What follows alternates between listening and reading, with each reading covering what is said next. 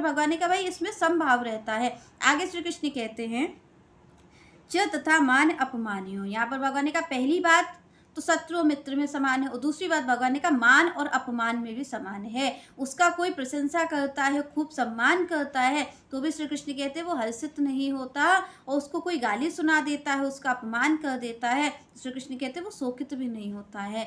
यहाँ पर भगवान कहते हैं कि वो क्योंकि उसकी दृष्टि में है ही नहीं कोई। आप देखिए कि हम जो मान सम्मान है वो किससे पाते हैं? मान सम्मान हम पाते ही उसी से, हम मान सम्मान समझते ही उसी को है जो हमारा प्रियजन हमें दे रहा होता है। जो प्रशंसा के शब्द कहे जा रहे हैं वही तो हमारे लिए सम्मान है। और प्रशंसा का शब्द हम किसको मानते हैं? कौन करेगा प्रशंसा हमारी? हमारे मित्रजन करेंगे, हमारे जो अपने हैं वो करेंगे। तो यहाँ पर भगवान कह रहे हैं कि भाई मान अपमान में समान है, क्योंकि उसकी दृष्टि पहले से, उसकी जो दृष्टि है, उसकी जो दृष्टि में ना तो कोई शत्रु है ना मित्र है, तो ना कोई मान है और ना कोई अपमान है। श्री कृष्ण कहते भाई उसकी कोई प्रशंसा कर जाए तो भी उसको कोई ये नहीं होती कि उसकी प्रशंसा कर दी गई है तो अब वो फूला नहीं समाये और चाटुकारिता करने लग जाए प्रशंसा करने वालों की। तो भगवान कहते ऐसा वो नहीं करता है।